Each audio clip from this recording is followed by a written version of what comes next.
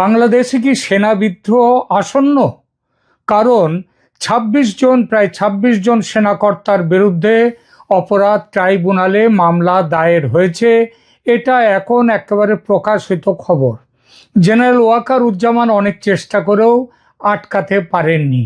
এই সেনাকর্তাদের বিরুদ্ধে গ্রেপ্তারি পরোয়ানা জারি হয়েছে, ফলে তীব্র ক্ষোভ সঞ্চার হয়েছে সেনাবাহিনীতে।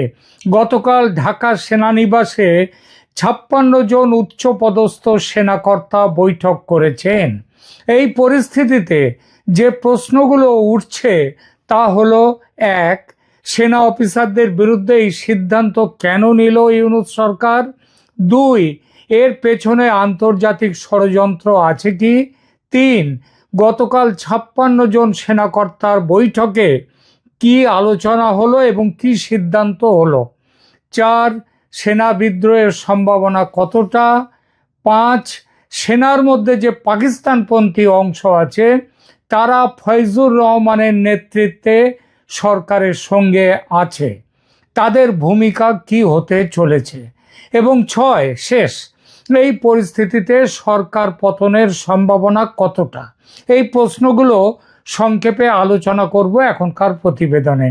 ইউনূস সরকারের সর্বশেষ সংকট বাংলাদেশের রাজনৈতিক পরিস্থিতি যে অত্যন্ত উত্তেজনাপূর্ণ করে তুলেছে সেটা বলাই বাহুল্য। আন্তর্জাতিক অপরাধ ট্রাইব্যুনালে ২৮ জন ব্যক্তির বিরুদ্ধে মানবতা বিরোধী অপরাধের অভিযোগ আনা হয়েছে, যার মধ্যে রয়েছেন অন্তত ২৫ জন সাবেক এবং বর্তমান সেনা কর্মকর্তা। এর ফলে সেনাবাহিনীর অভ্যন্তরে তীব্র ক্ষোভ উত্তেজনার সৃষ্টি স্বাভাবিক। কিন্তু ইউনূস সরকারের এই সিদ্ধান্তের কারণ কি? মোহাম্মদ ইউনূসের নেতৃত্বাধীন অন্তরিম সরকার বা অন্তর্বর্তী সরকার সেনা কর্মকর্তাদের বিরুদ্ধে এই আইনি ব্যবস্থা নেয়ার পেছনে রয়েছে গুম, গোপন আটক এবং নির্যাতনের অভিযোগ।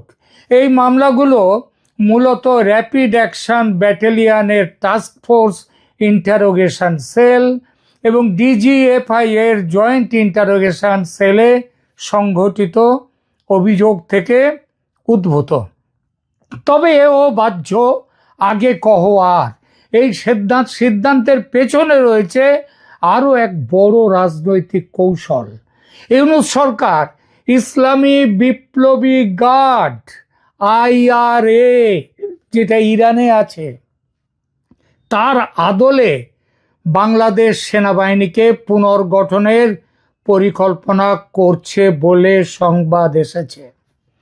IANS লাইভ সংবাদ পোর্টালে প্রকাশিত সংবাদের শিরোনামটা একবার দেখুন, যার headline journey towards becoming an Islamic state. Journey towards becoming an Islamist state, অর্থাৎ একটি ইসলামী রাষ্ট্রের দিকে যাত্রা শুরু হয়েছে। এই প্রক্রিয়ার অংশ হিসেবে দেশের নিয়মিত সশস্ত্র বাহিনীকে ভেঙে দিয়ে জামায়াতে ইসলামীর প্রভাবাধীন একটি জঙ্গিবাদী সামরিক শক্তি গড়ে তোলার চেষ্টা চলছে। আন্তর্জাতিক ষড়যন্ত্রের মাত্রা এর মধ্যে পুরোপুরি। এই পুরো প্রক্রিয়ায় পাকিস্তানের ISI এবং চীনের ভূমিকা স্পষ্ট হয়ে উঠেছে। সাম্প্রতিক তথ্য বলছে যে পাকিস্তানের সাথে সামরিক সহযোগিতা বৃদ্ধি, যেটা অক্টোবর 2025 সালে, এটা তো শুরু হয়েছে আগে থেকেই, অক্টোবর 2025 সালে পাকিস্তানের লেফটেন্যান্ট জেনারেল তাবাসসুম হাবিবের নেতৃত্বে একটি পাকিস্তানি সামরিক প্রতিনিধি দল এই কয়েকদিন আগে ঢাকা সফর করেছে। এর আগে জানুয়ারিতে ISI এর একটি প্রতিনিধি দলও ঢাকা সফর করে। গোপন বৈঠক ও পরিকল্পনা এখানেই তৈরি হয়। বাংলাদেশের DGFI তারপর গোপনে পাকিস্তান সফর করেছে, সেখানে ভারত বিরোধী কৌশল নিয়ে আলোচনা হয়েছে। এই বৈঠকে নতুন পাসপোর্ট নিয়ে বাংলাদেশ থেকে যারা গেছে এবং ওখান থেকে পাকিস্তান থেকে যারা বাংলাদেশে এসছে তাদের পুরনো পাসপোর্ট নয়, নতুন পাসপোর্ট দিয়ে তাদের পরিচয় গোপন করে রাখা হয়েছে। সেনাবাহিনীর আভ্যন্তরীণ পরিস্থিতি কি? এই পরিস্থিতিতে বর্তমান বাংলাদেশ সেনাবাহিনীতে তিনটি প্রধান গ্রুপের অস্তিত্ব লক্ষ্য করা যায়। জেনারেল ওয়াকারুজ্জামানের নেতৃত্বাধীন গ্রুপ রয়েছে একটি, এবং এটা হচ্ছে সেনাপ্রধান প্রাথমিকভাবে সংখ্যালঘু নিরাপত্তা এবং সার্বভৌমত্বের বিষয়ে একটা অবস্থান নিয়েছিলেন। তিনি পাকিস্তানের হস্তক্ষেপ এবং সরকারের কিছু সিদ্ধান্তের বিরোধিতাও করেছিলেন, কিন্তু পরবর্তীতে তিনি জামায়াতের চাপের কাছে নতি স্বীকার করতে বাধ্য হয়েছেন। লেফটেন্যান্ট জেনারেল ফয়জুর রহমানের নেতৃত্বাধীন পাকিস্তানপন্থী গ্রুপ, এই গ্রুপটি প্রো পাকিস্তান, এটা সবাই জানে, পাকিস্তানপন্থী তারা, এবং জামায়াতে ইসলামীর সঙ্গেও তাদের ঘনিষ্ঠ সংযোগ।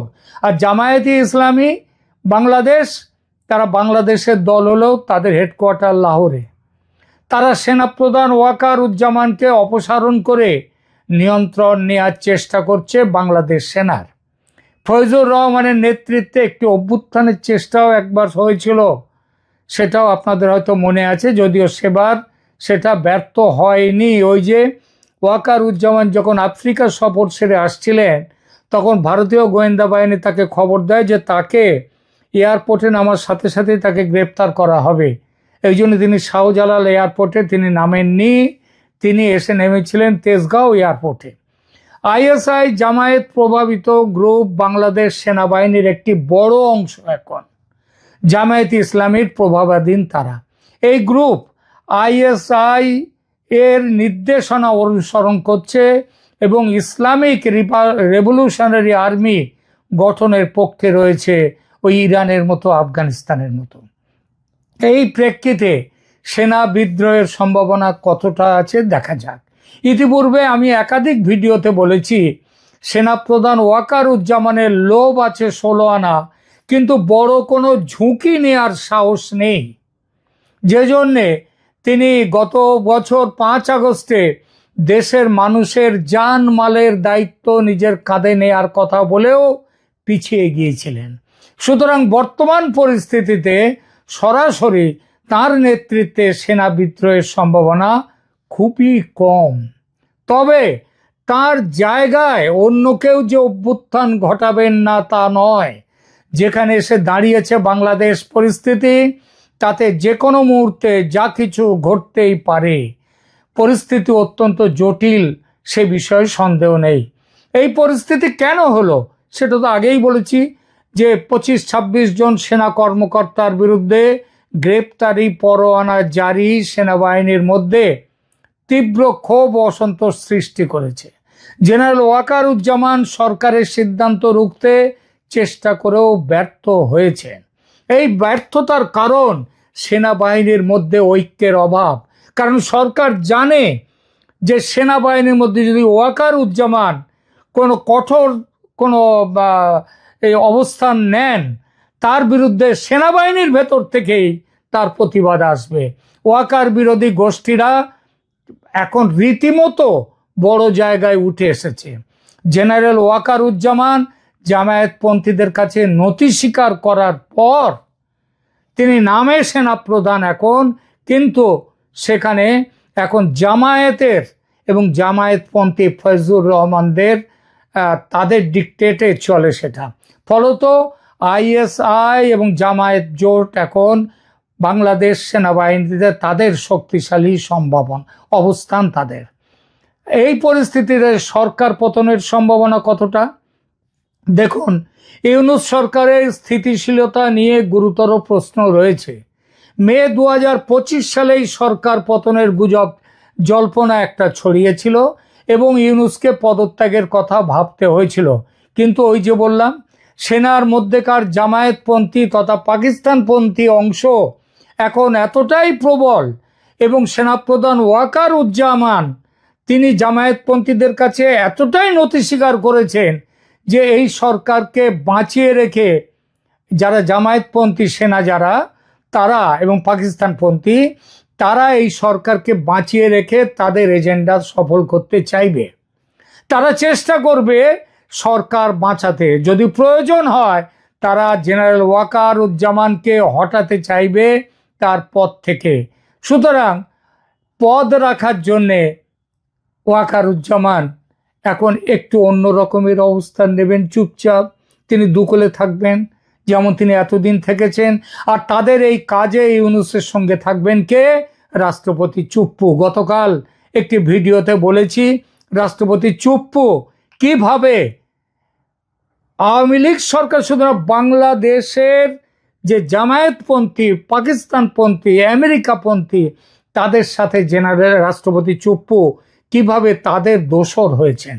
তিনি যেভাবে ইউনূস সরকারের সঙ্গে হাতে হাত ধরে অধ্যাদেশ জারি করেছেন, তাতে ওয়াকারুজ্জামানকে পদচ্যুত করে ফৈজুর রহমান বা অন্য কাউকে সেনাপ্রধান করতেই পারে এই সরকার এবং সরকারের রাষ্ট্রপতি চুপ্পু সাহেব। আর এখানেই উঠে আসছে আরেকটা সম্ভাবনা যে ওয়াকারুজ্জামান কি চুপচাপ তাহলে বসে থাকবেন?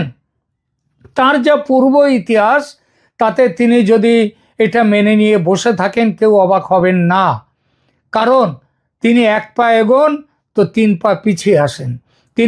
তাকে হয়তো এমন টোপও দেয়া হবে যে তিনি সেনাপ্রধান থাকবেন, তাহলে যেসব অফিসারদের হাতকড়া পরিয়ে ওই পুলিশ ভ্যানে করে, প্রিজন ভ্যানে করে আদালতে নিয়ে যাওয়া হলে তাতে তার আপত্তি কোথায়? তার তো কোনো ক্ষতি হচ্ছে না, কিন্তু তিনি। সুতরাং এই জন্য ওয়াকারুজ্জামান কতটা এগোবেন সরকারের বিরুদ্ধে যথেষ্ট সম্ভাবনা আছে। কিন্তু তিনি চুপ হয়ে গেলেও যে অফিসাররা বিচারের মুখোমুখি হচ্ছেন তারা তো মানতে পারবেন না, কারণ মামলা শুরু হলেই যে তাদের চাকরি যাবে, এবং সেটাও চুপ্পু সাহেব সেই অধ্যাদেশও সই করে দিয়েছেন। সেই সঙ্গে চাকরি শুধু যাবে না, তাদের জায়গা হবে কোথায়? হাজতে, তারপর জেলখানা। সুতরাং তারা তো রুখে দাঁড়াবেই, দাঁড়াতে তারা বাধ্য। এবং তাদের সঙ্গে সেনার একটা অংশ যে থাকবে, সেটা বড় অংশ না ছোট অংশ নাকি মাঝারি অংশ সেটা পরে দেখা যাবে, কিন্তু একটা সেনার একটা অংশ তাতে থাকবেই। সেই চাপ সহজ হবে না ওয়াকারুজ্জামানের কাছে, তার দু নৌকোয় পা রেখে চলা আর সম্ভব হবে না। আর এখানে ওই যাত্রা দলের বিবেক সেজে মাঝে মাঝে বড় বড় যে ভাষণ দেন, সেসব ভাষণ আর তার চলবে না। আর এখানেই আসছে সরকার পতনের সম্ভাবনা। গতকাল 56 জন সেনাকর্তার বৈঠকের কোনো খবর বাইরে প্রকাশ হয়নি, আইএসপি আর কিছু বলেনি, এটাই স্বাভাবিক, কারণ এই সমস্ত যে বৈঠক হয় তার খবর খুব গোপন থাকে, বাইরে আসে না। তবে যেভাবে বিক্ষোভের প্রকাশ দেখা গেছে সরকারের সিদ্ধান্তের ফলে, তাতে সংঘর্ষের পরিস্থিতি যে আরও প্রবল হয়েছে সন্দেহ নেই। সরকারের বিরুদ্ধে ঝাঁপাতে তৈরি তারা। সার্বিক পরিস্থিতি তাহলে কি দাঁড়ালো? বাংলাদেশ বর্তমানে একটি অভূতপূর্ব রাজনৈতিক সংকটের মুখোমুখি। সেনা কর্মকর্তাদের বিরুদ্ধে আইনি ব্যবস্থা নেওয়া সেনাবাহিনী ও সরকারের মধ্যে সম্পর্কের চূড়ান্ত অবনতি ঘটিয়েছে। যদিও তাৎক্ষণিক সেনা বিদ্রোহের সম্ভাবনা আছেই, এমন কথা হয়তো বলা উচিত নয়, তবে দীর্ঘমেয়াদে সেনাবাহিনীর আমূল পরিবর্তন এবং ইসলামিক র্যাডিক্যাল গ্রুপের নিয়ন্ত্রণ প্রতিষ্ঠার ঝুঁকি এটা কিন্তু গুরুতর। পাকিস্তানের আইএসআই এবং জামায়াতে ইসলামীর সুপরিকল্পিত কৌশলের অংশ হিসেবে বাংলাদেশের রাষ্ট্রীয় প্রতিষ্ঠানগুলোকে ধীরে ধীরে নিয়ন্ত্রণে নেওয়া হচ্ছে।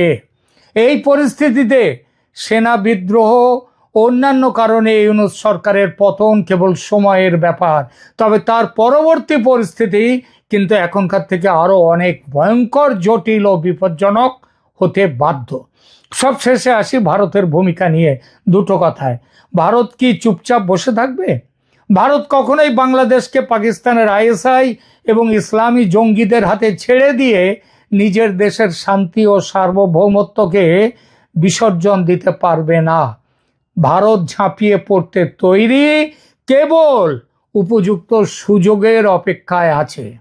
সেনাবাহিনী ও সরকারের বিরুদ্ধে এই যে তীব্র দ্বন্দ্ব বর্তমানে, সেই সুযোগ এনে দিয়েছে ভারত সরকারের কাছে। সেনাবাহিনীর মধ্যে যদি বাংলাদেশে যদি সেনাবাহিনী রাস্তায় নেমে আসে বিক্ষোভে, এবং যদি সেখানটায় কোনো সেনা অভ্যুত্থান গোছের যদি কিছু হয়, তাহলে ভারত সেই সুযোগ নিতে বাধ্য, নেবেই। সুতরাং আগামী যে কোনো দিন বড় কিছু যে ঘটতে চলেছে বলাই যায়। ধন্যবাদ।